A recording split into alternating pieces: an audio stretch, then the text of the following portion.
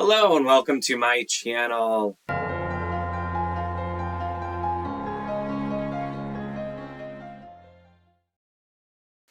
So first thing I'll note really quick is I am testing using a different laptop to record. So it's different video and audio, so that's probably why it looks and sounds a little different. So let me know in the description what you think here, because I'm going to upload this, do it from start to finish, and just see how it compares to what I've been doing, and we'll find out. But this video, what we're really here to talk about are Min's visions from the Wheel of Time, specifically Min's visions from the Eye of the World. And this is another really fun topic for me, just because of the fact that as somebody who has reread and seen so many of these different things, it's really, really fascinating to actually see what's going to be happening here and actually see some of these prophecies, the auras and what they actually signify. Unfortunately, though, because of the nature of many of these, some of them will end up being spoilers. So I'm going to talk about, briefly just mention the different things that are specifically mentioned in Eye of the World before we get into spoilers. So that way, if you are joining us for the buddy read and you've not read it before, this just is a good way to keep these things in your mind. And then I'll make sure to specifically note before I get into any actual spoilers. So I'll go through and talk about the ones that up through just the first book, Eye of the World. I'll only specifically talk about at this point things that are revealed in that book. So for now, as long as you've read Eye of the World, you are fine. And like I said, I'll warn before I get into any deeper spoilers. So we first run into Min and are introduced to her in Barrelon. And specifically, she tells Rand several things that she sees, and the fact that when she sees things and she knows what they mean, they will come to pass. So it's kind of a special sort of foretelling, seeing the auras. And she tells Rand quite a few things about himself, the group, and individuals. The first thing is being just sparks surrounding the group, and that they're all tied into something dangerous. Well, this is pretty obvious because of the fact that, they're literally running from Shadow Spawn, and as we find out, they're going to the Eye of the World. So yeah, pretty dangerous, and that makes sense.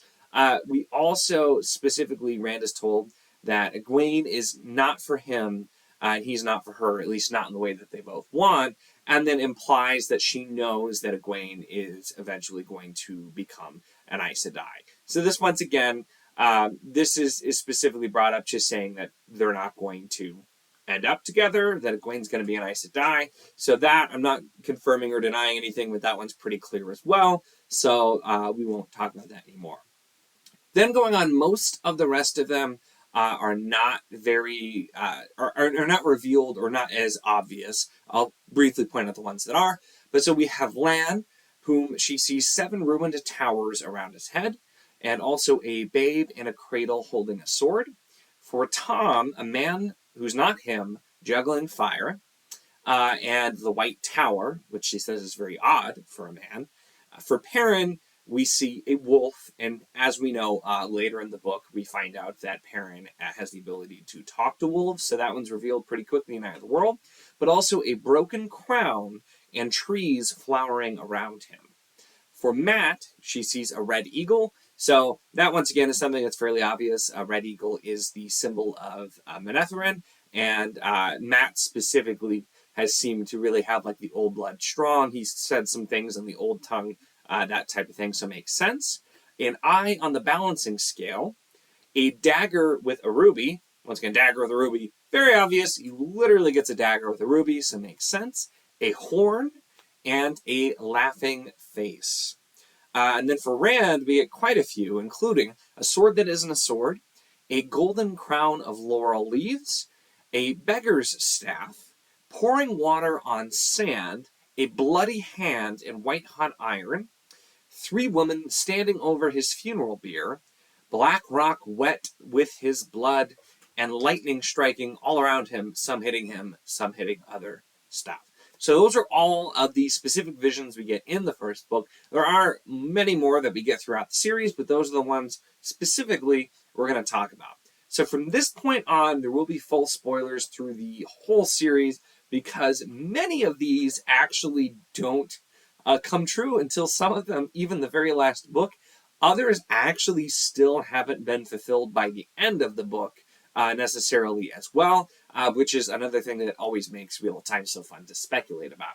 So at this point, if you've not read the full series, I'm sorry, you will need to stop. I'll make sure to do more less spoilery content for the buddy read, but I really wanted to do this specific video because I thought it'd be a lot of fun. So you've been warned, spoilers are now commencing. So first, we have Lan with the 7 ruined towers around his head and a babe in a cradle holding a sword. Now we learn in the Eye of the World, I believe some of it might be in the Great Hunt, but I think most of it's in Eye of the World, that Lan is the descendant of the last king of Makir, which had fallen, the symbol being the 7 towers, those 7 towers which are fairly well ruined, and he himself was a babe in a cradle with a sword, as that is a custom of Makir. The problem is, Min's visions only are about the future, so there's some debate here on whether or not it could be about something in the past that then impacts the future. But for the sake of this one, I think if we specifically look at it with a future mindset, we can see what these are going to mean. So the 7 ruined towers, of course, is Makir, and is then predicting that he will someday basically retake Makir, which as of the end of the light, we do have him crowned as the king of Makir and 98th crowned as the queen. So a babe in a cradle holding a sword would probably mean at some point after the events of the series, they're going to have a child and raise it using those traditions of the kings of Makir. Now, Tom, we immediately also get a little bit different because of the man juggling fire. This is one there is some debate on. So I'm going to tell you the one that I subscribe to and the one that I know some others do as well. So personally, I always see the man juggling fire as being Owen, his nephew, and once again, that is in the past, so that's why a lot of people write it off. I think it's specifically because of the fact it's because of his nephew that he gets involved in general, and also why he specifically tries to help these boys, assuming one of them can channel very early on before it's even stated, and also why he then continues to support and help Rand. So that's where I mentioned before, you can look at it as a past event maybe influencing the future. That's how I choose to look at it. One of the other leading theories is that it's about Matt and kind of his discovery of gunpowder with the Illuminators. I don't really see that as being an aura that would be around Tom. Like, he's somewhat involved in a lot of the different adventures, but I just don't feel like that's specific enough. Now, the White Tower is also fairly unclear, but I think we can assume means that he'll in some way be bound to the White Tower or involved with the White Tower, which, of course, in the last book, I think it might actually be second to last, when he rescues Moraine, and we find out that they love each other, which is still, I feel like, the one of the worst examples of the romance with no lead up, to be honest. But that seems to me the meaning there. So back to Perrin. We already said the wolf. Of course, he's a wolf brother. The Broken Crown, which I remember initially, I thought this was going to be about him basically becoming Lord of the Two Rivers and like basically raising the banner of Manetheren. But the Broken Crown is specifically the symbol of Chaldea, and he, of course, marries Fail, who is a Chaldean royal and cousin to the queen. So that more likely is going to be the answer there. Actually, that becomes pretty obvious when you look at it like that. So the trees flowering around him is actually one of the ones that also has not come to pass. So there's been some speculation here. Some people think this is more like symbolic of him burying his parents in an orchard and growing. I kind of look at it as Perrin being somebody who will help kind of heal the land after the last battle is how I like to look at it. He was always the one who, despite doing a lot of violent things, didn't want violence. And, Rand, at the end of the books, is kind of off to wander. Matt is getting into, I'm sure, all kinds of trouble in Shan-Chan. And so Perrin probably just the one who wants to work on healing the land. So that's how I look at it there. Matt, of course, the Red Eagle from Manetheren. The Eye on the Balancing Scale, which is my absolute favorite of the prophecies, because it is such a huge event.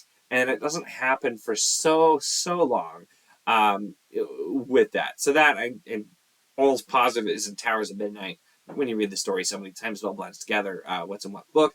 But, of course, referring to, and later upped and reaffirmed, although I'll tell you what, my first read through for sure, I never noticed it, and it didn't become even more blatantly obvious until much later, because when I first started reading, the last books weren't out yet.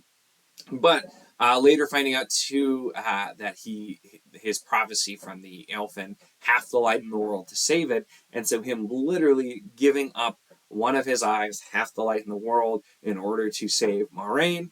And my gosh, that is just one of my favorite bits of foreshadowing. For it's a huge event, and it doesn't happen for so many books, but already right here, just some fantastic foreshadowing. The dagger of the ruby, of course, being the dagger from Shadar Logoth. The horn, referring to the horn of Valir, which later in book 2 he becomes the person to blow the horn, and a laughing face, which is pretty vague, and this has specifically been, a lot of people theorized on it. This one I kind of take at face value about him being the jokester, the trickster. He's referred to that, and also the gambler, and so it could be looked at as like a comedy, the symbol of the theater, that kind of thing, just kind of showing who he is and what he's going to get involved to. So that's kind of what I subscribe to. I've heard a lot of other theories, but that's usually the one I go with. For Rand, we have most of them, which are, actually I think all of them, which we then can see coming true. Sword that isn't a sword being Kalendor. I guess it's a sa'angreal. I believe it's a sa'angreal. That he gets in the Stone of Tyr, of course, and very important to the end of the series as well, which I loved as well, because it seemed like it wasn't going to be important, and the fact that it ended up being also instrumental in the last book, just once again with the foreshadowing here. The Golden Crown of Laurel Leaves being the Crown of Swords, because it's not actually swords, but that's what it ends up being called, so showing that he will be the King Valiant. Also very relevant because that's the only place he officially is crowned the ruler of. Everywhere else, other people are left in power, but in Ilion, he's specifically crowned king. So once again, very specific. A beggar's staff, which could mean multiple things. This could be looked at as like him afterwards, just wandering, pretending to be a lone beggar. It's been stated, a lot of people think this is when he uses a disguise as a beggar in Ibu Dar, which also opens up that then did that because he remembered this aura, or was that just a choice? That seems like, I don't know, not necessarily the most like pivotal thing, but granted, the auras could very much well be small things, so that's definitely completely valid as well. Pouring water on the sand specifically is going to be referring to the ale waste, is what's generally accepted. There's a couple of different things it could mean. The fact that he literally causes, the lake to come up in Rudine. He causes rain in the waste, which is like unheard of. There's also a passage that specifically talks about blood being shed like water into the sand. So all of that kind of together, ale waste is definitely what we're looking at here. Bloody hand and white hot iron. So it's usually looked at as the bloody hand being actually his hand being taken. I feel like since it's paired with the white hot iron, this might just refer to the branding and might not refer to the fact that he's going to lose his hand, because there's no blood involved in that. So it could still be, but this is where, once again, these are a little bit vague, and some of them, once you see what it means, it's like so obvious because it was so specific and vague at the same time. But I always look at it as just the branding, because he was branded with the dragon, or not the dragon too, but the heron on his palm. And so that'd be the white hot iron. And then, if you're branded, there's probably going to be a little bit of blood. But if your hand's blown up with a fireball, probably less blood. Just guessing. I've never done either one, and I don't really plan to. 3 women standing over your funeral bier, which also was almost even the cover for Memory of Light, but it was decided it was too spoilery. Of course, being Avienda, Min herself, and Elaine standing over the funeral bier. In A Memory of Light. So once again, something that's innocuously stated in the first book, even if it's a prophecy, it's just like things that are stated that the final book are finally coming to be. Just blows my mind how much is thrown in here. And then the very important Black Rock, Wet with Blood, and that's one that becomes a theme later on, where it's part of also the prophecies of the dragon, his blood on the rocks of Shao Ghul, in which he himself identifies to mean his wounds opening and bleeding on Shao Ghul. later in the series as well. So that one also seems fairly obvious. And then we end with a more general and vague one, lightning striking all around, some hitting in, some hitting elsewhere.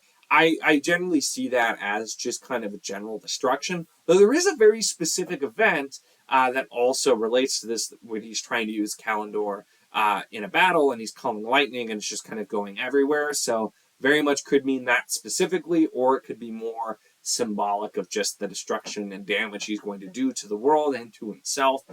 So there's a lot here. So those are all of the visions that Min gives in the first book. Let me know in the comments if you agree, disagree, or if you have other theories, because so many of these, even the ones that have fairly obvious answers, I feel like there's a lot of interpretation that you could do. So we'll be really interested to hear your thoughts. Try to make sure there's like a bar or a warning if you are going to do like really bad spoilers, just because I don't want anybody reading the comments to get spoiled. So make sure to just keep a note of that. But that is my video on Min's visions. If you enjoyed the video, make sure to give it a like. Check the link in the description, as always, for the Wizardly Do It Discord. If you want to chat books, read the Wheel of Time with us, or really chat about anything at all, it's a lot of fun, and we would love to have you.